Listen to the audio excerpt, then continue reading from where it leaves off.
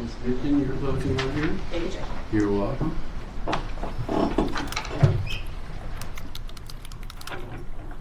All right, as we discussed in openings and the judge told you yesterday, reasonable doubt can come from the evidence, lack of evidence, and conflicts in the evidence.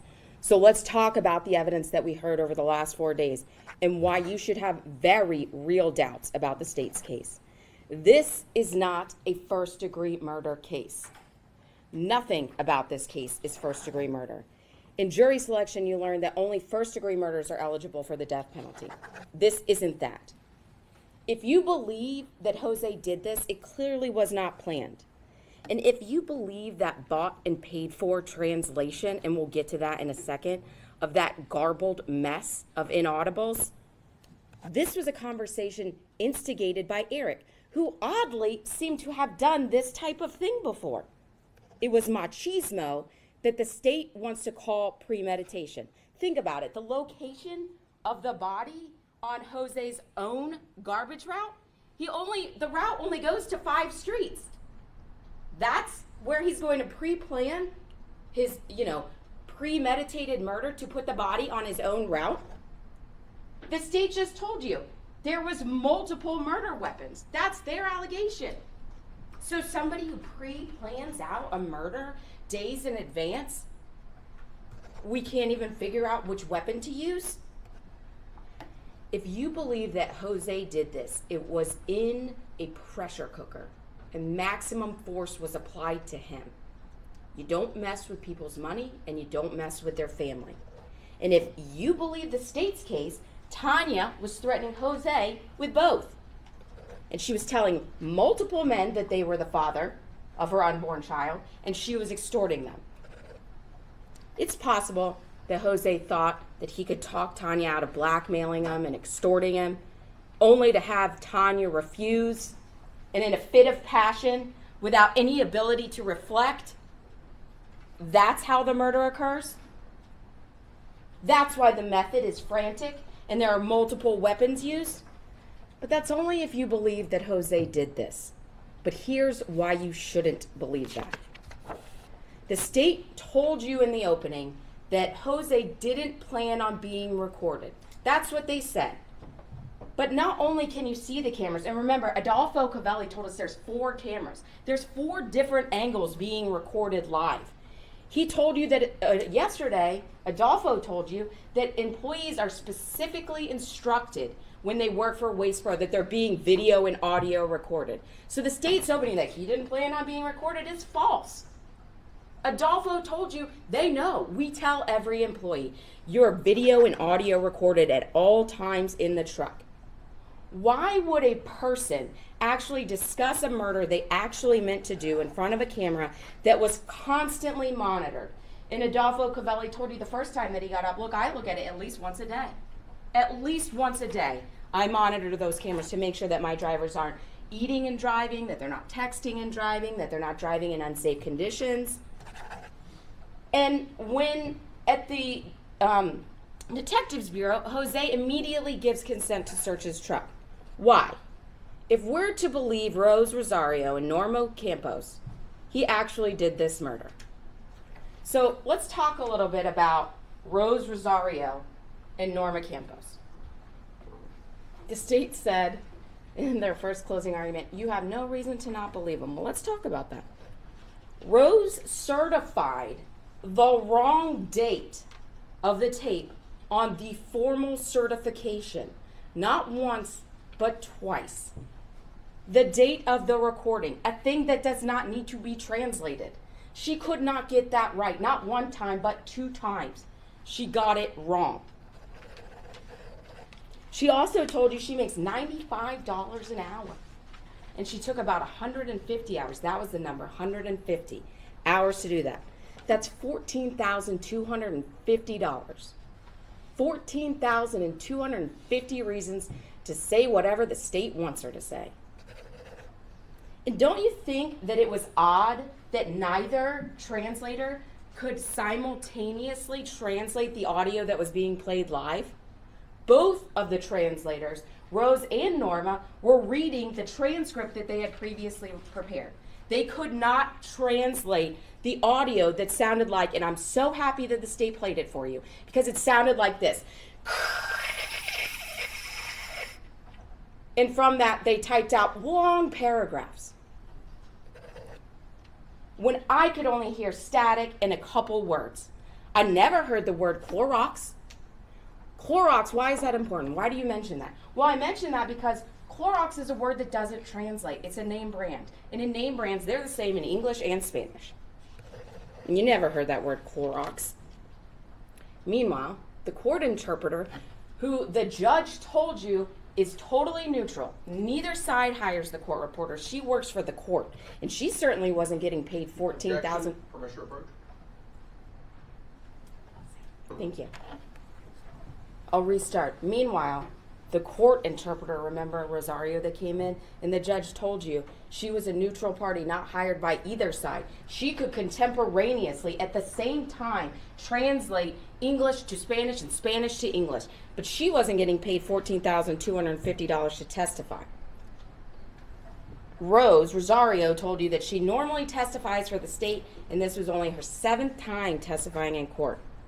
Also, why did it take Rosario 150 hours to translate one day, but Norma Campos was able to do 4 days in 55 hours?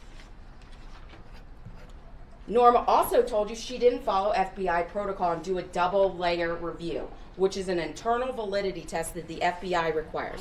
Now, she told you that viewing that other draft transcript, do you remember that when I asked her about that other draft transcript from the other translator at the FBI?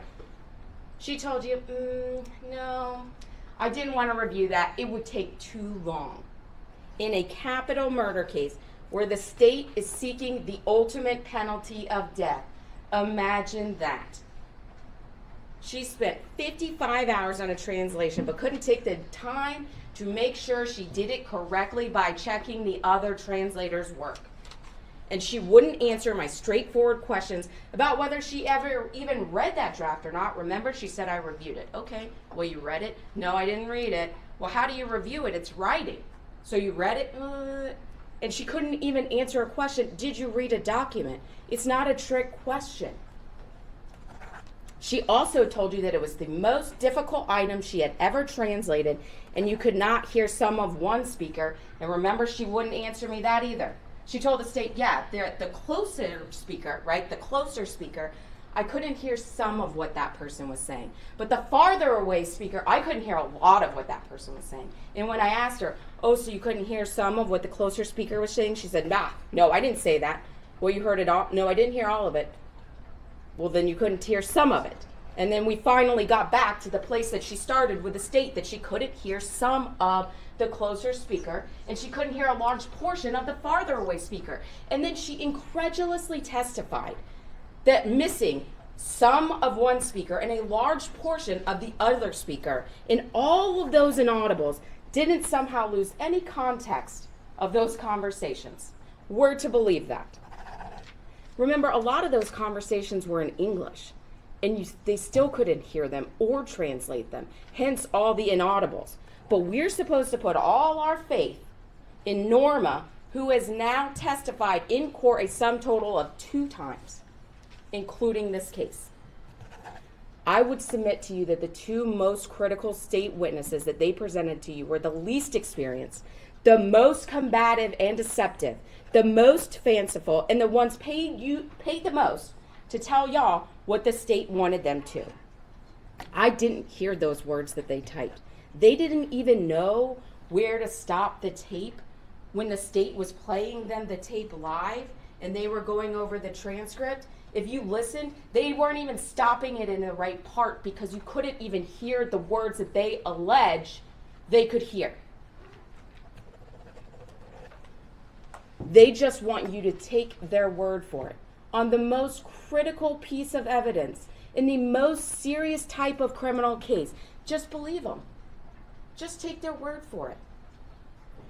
And they also kept talking about being familiar with the Puerto Rican dialect, but Jose told Newman he grew up in Connecticut.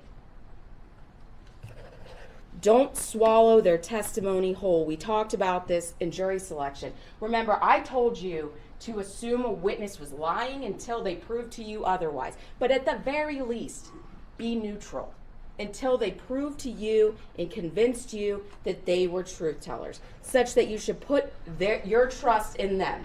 And neither of those witnesses met that bar.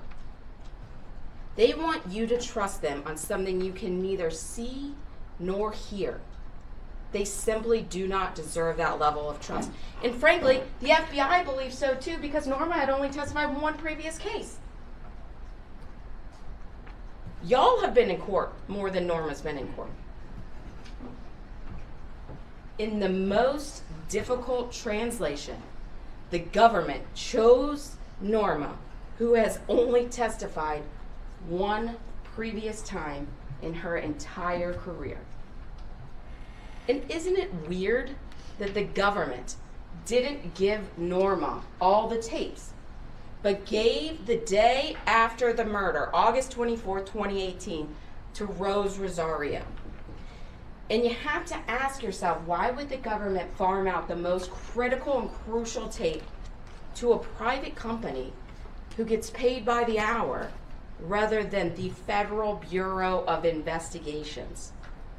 Even the most inexperienced and lazy FBI agent.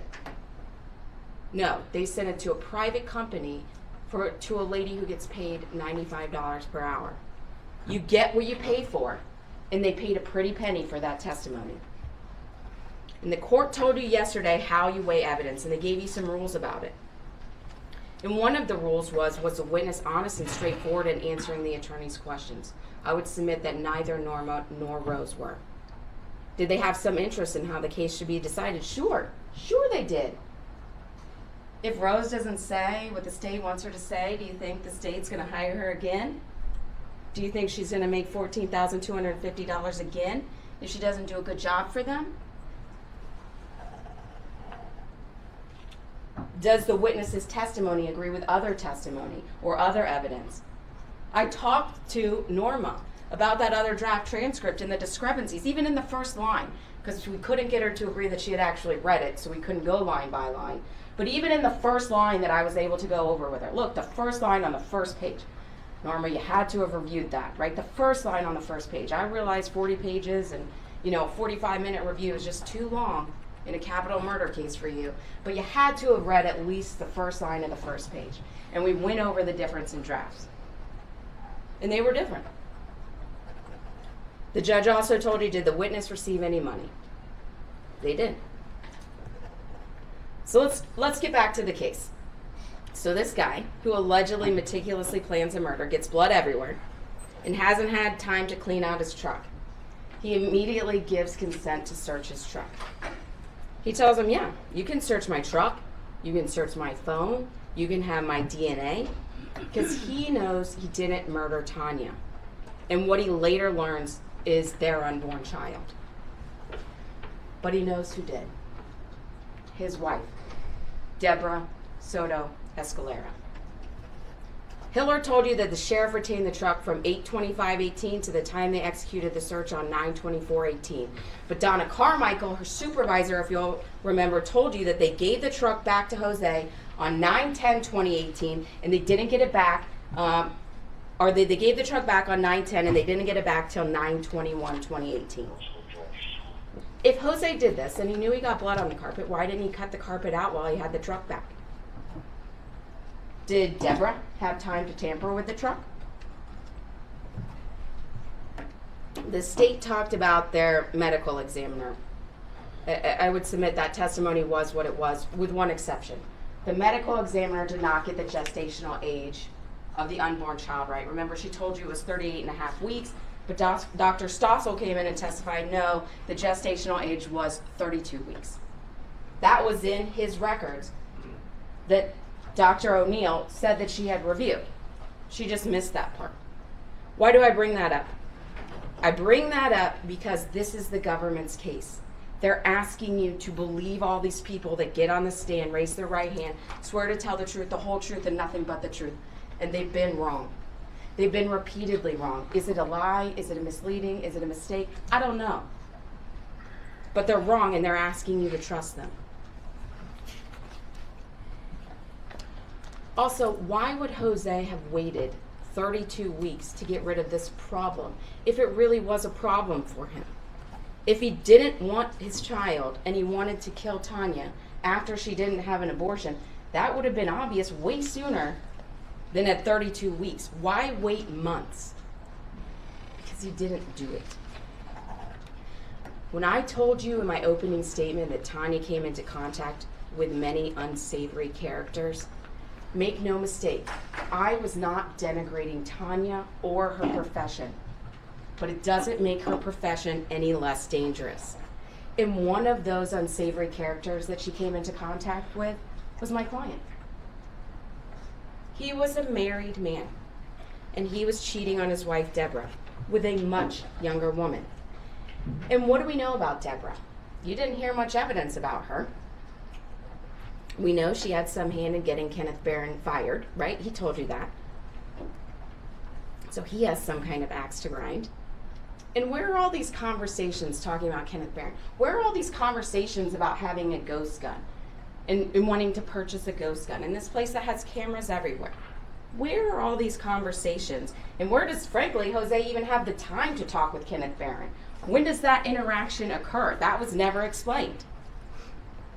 So we're to believe that Jose asked a guy named Kenneth Barron, who his wife Deborah had a hand in getting fired, a guy he's not even really good friends with, for a ghost gun. And the upstanding citizen that Kenneth Barron is didn't go immediately to the police and say, hey, I'm a lawful gun owner.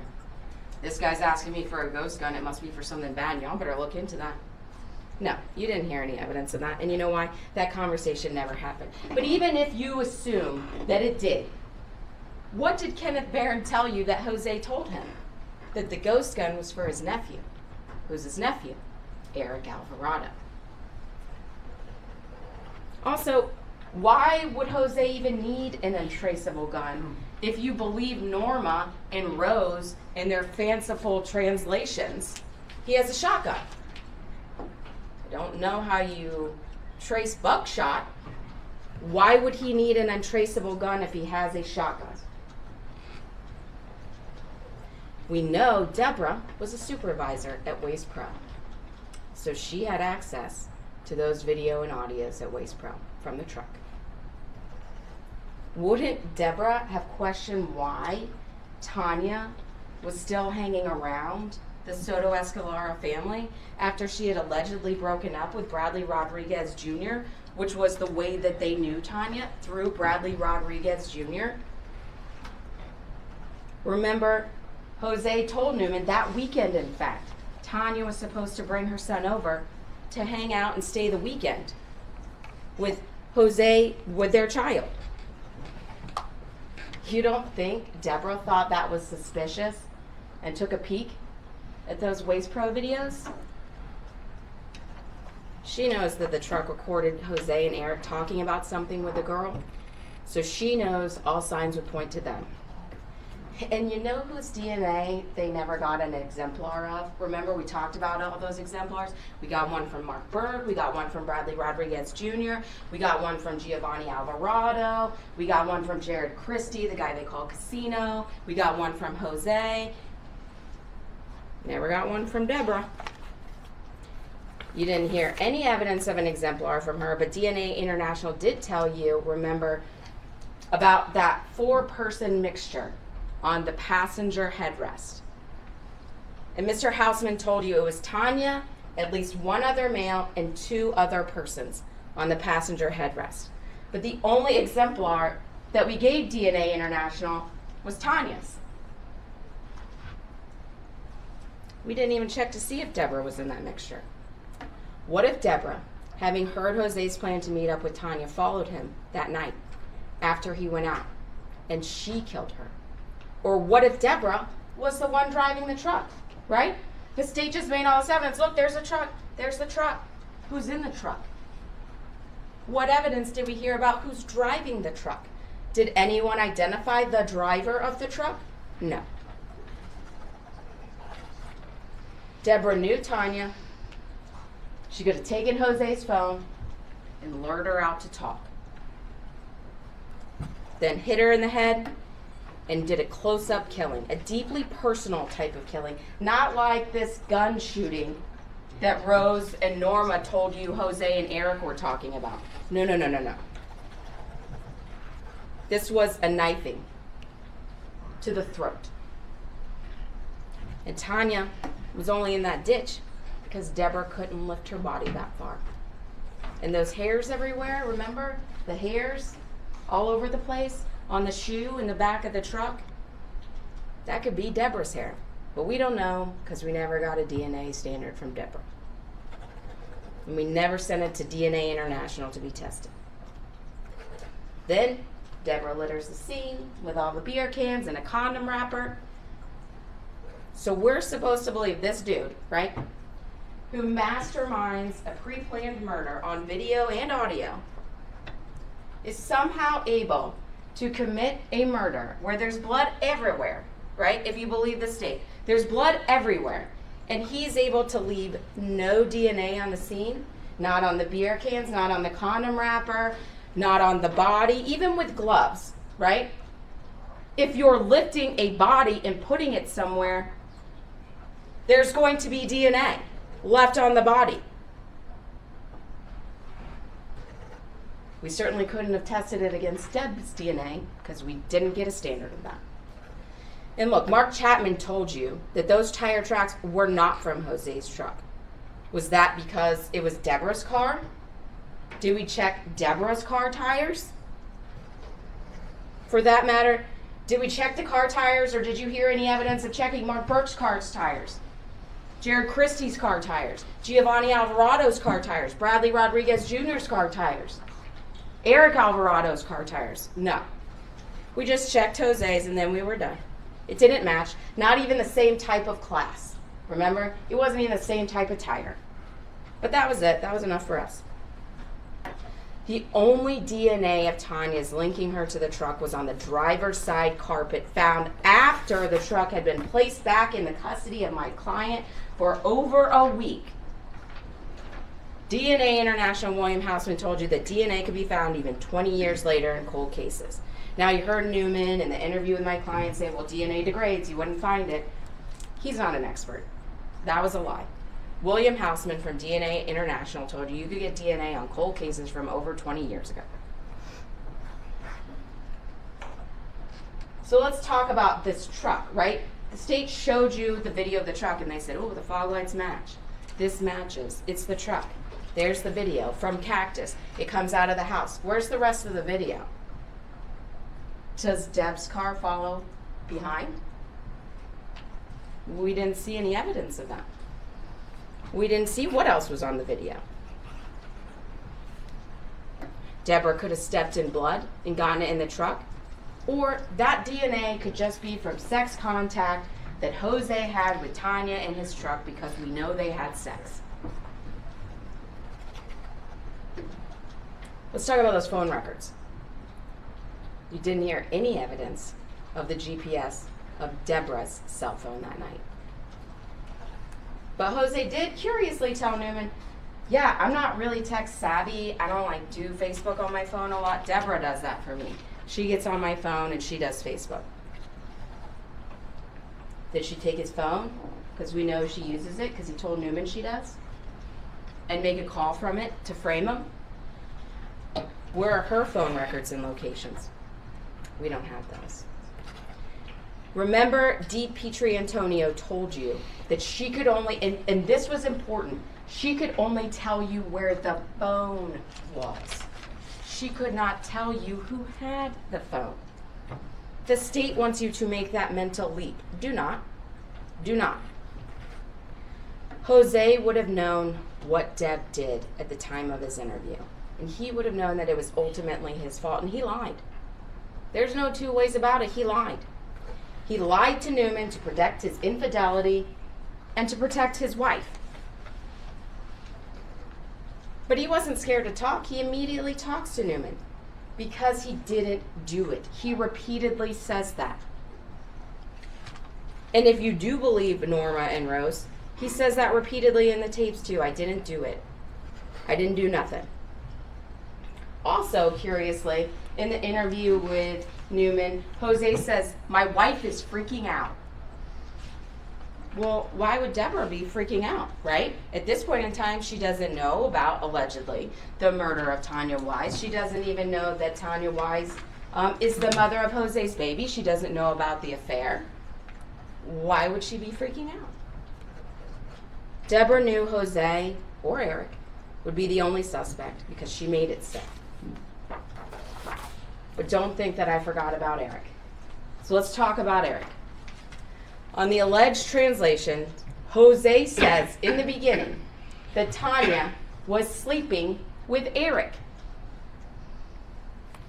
And remember, Eric's DNA, Wayne Walker told you, State didn't mention this, but Eric's DNA was on the passenger door, the rear passenger door of the Dodge Ram. But Eric Alvarado's exemplar was never sent to DNA International to determine if he was that at least one male contributor to the four-way mixture on the headrest of the passenger seat. No. We didn't do that. And the state also didn't send DNA International the inconclusive mixture from the driver armrest top or the bottom of the driver armrest from the Dodge Ram. Would those have provided a match to Eric? We'll never know because we didn't even try. As soon as Jose was determined to be the father of that child in this case, the case was closed. The investigation done. Despite the fact that so many other people had the means, the motive, the intent, the opportunity, all of those things. So Eric's in this Waste Pro truck with Jose, allegedly talking about this murder, both before and after it happens. So let's talk about what Eric actually says, if you believe Norma and Rose. You can, at least the part that we heard, clearly hear at least some talking over each other, and it's not clear what they're saying or who is speaking, but let's talk about the quotes attributed by the government to good old Eric. And you don't have to trust me about this. You can ask for that play acting testimony to be played back again, so you can see which speaker was saying which part. Don't take my word for it. On set 3 of 39, on August 21st of 2018, Eric allegedly says, that girl is talking shit. How would he know? Why would he care about a girl talking shit? What is he even talking about? If we're to believe the state's case, Eric has no knowledge of any of this. How would he know that this person he doesn't even know, Tania Wise, is saying anything? Jose, again, as attributed by the state's witnesses, then allegedly asks Eric, how did you do it? At night? And Eric says, yes.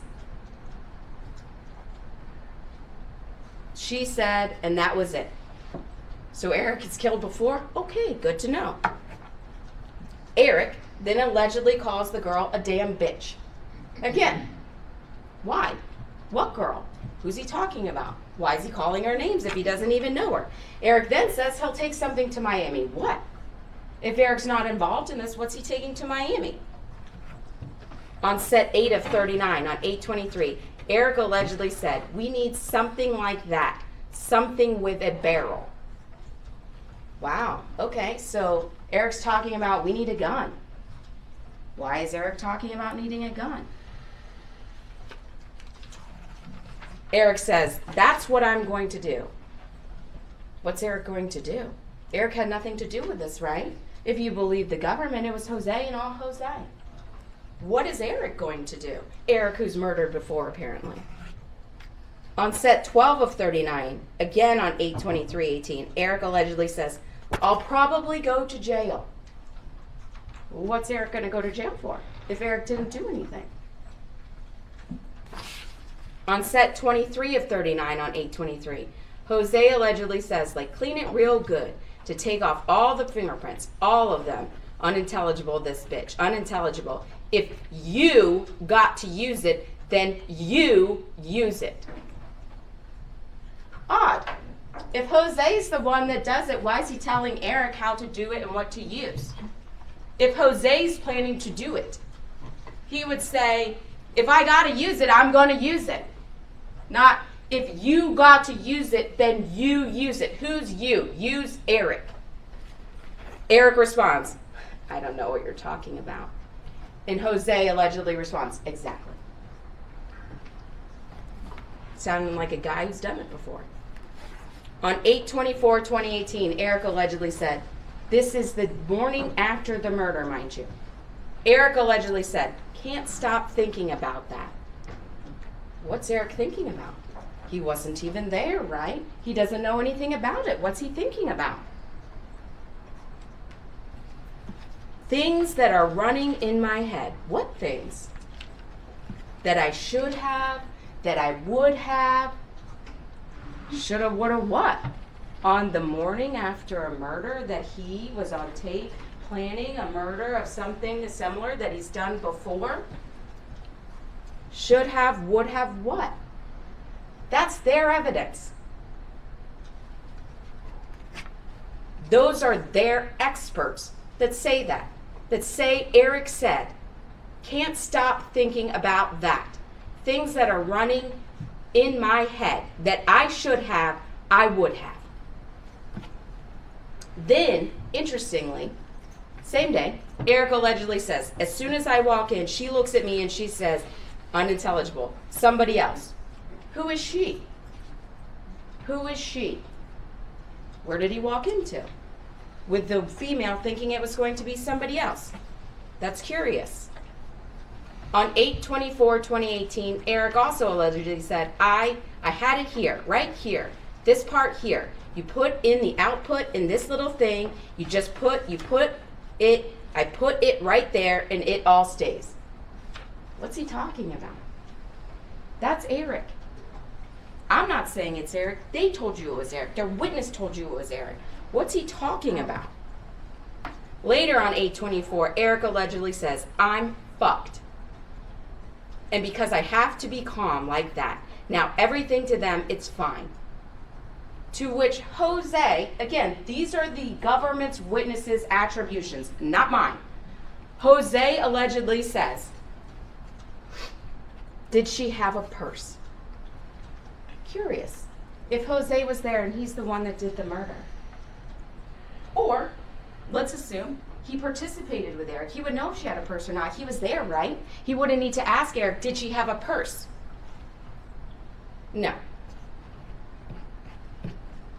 He wasn't there. It was Eric. Why is Eric, if Eric didn't have anything to do with this, doesn't know nothing about nothing, why is Eric on the morning after a murder fucked? Why does he say that? Someone says, I already took 2 baths when I got to her house. Whose house? No one took baths at Tania's house. Tania's mom testified. She never told you a gentleman came into my house and took baths. If the state believes that that's Jose, which I submit, I guess that's what they're saying, that it's Jose that says I already took 2 baths when I got to her house. Whose house? That's not what he would refer to his house. He would say my house. We know it's not Tania's house because her mom didn't say, oh, a guy came in and took baths and it was weird. And we know Jose didn't go to another house, right? If you believe the state's witness about the cell phone. That witness didn't put him at another house.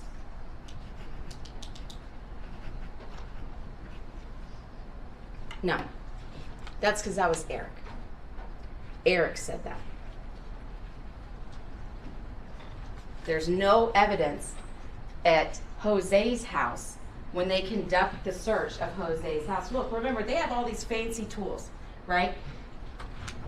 They have all these things. They have that thing called Blue Star, right? They have Star Mix. They have all of these different things that can recover DNA. It lights up bright. Remember, they told you that. And this criminal mastermind is supposed to have gotten rid of every scintilla of evidence in his house. No. It's because he didn't do it.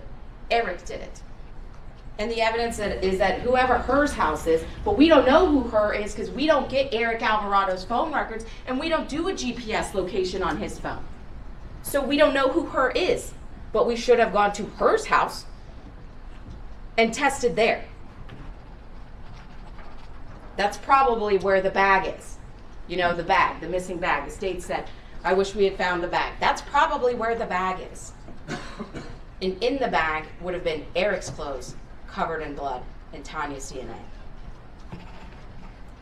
On 8/24/2018, Jose allegedly asked Eric, Did you make it? Did you make the landfill? Inaudible, everything. And Eric responds, I hope so. Why does Eric need to go to the landfill on the day after the murder? Why is he hoping so? What's he got? Is it the bag? Is it the bag with his clothes in them? Was it Eric that took Jose's phone to lure Tanya out? And that's why there's a phone call back and forth? His nephew that he grew up with that sounds like him? And is that why when Eric says I walked into her house and she didn't know it was me, she wasn't expecting me? Because she thought she was meeting Jose and it was Eric, and Eric convinces her to come out, and Eric is driving Jose's truck? Because he says she looks at him and thinks he's someone else because she was expecting it to be Jose and not Eric. Does Eric's car have a Puerto Rican tag on the front? What even car does he drive? We don't know. There was no evidence of that. Or did he just use Jose's truck and remove the car tag like he talked about on that recording? That was Eric. On 8/25/2018, Eric allegedly says they're going to have questions. And Jose allegedly tells him, you're going to take my truck to my house. So we know Eric drives Jose's truck. We don't know what his car looks like. We don't know where Eric was that night, or what his phone number was, or where his phone was. But we do know his DNA was on the truck, and Eric believed he was fucked the morning after the murder. You should have doubts about the government's case. Those doubts are eminently reasonable, and you should find Jose not guilty. Thank you. Thank you.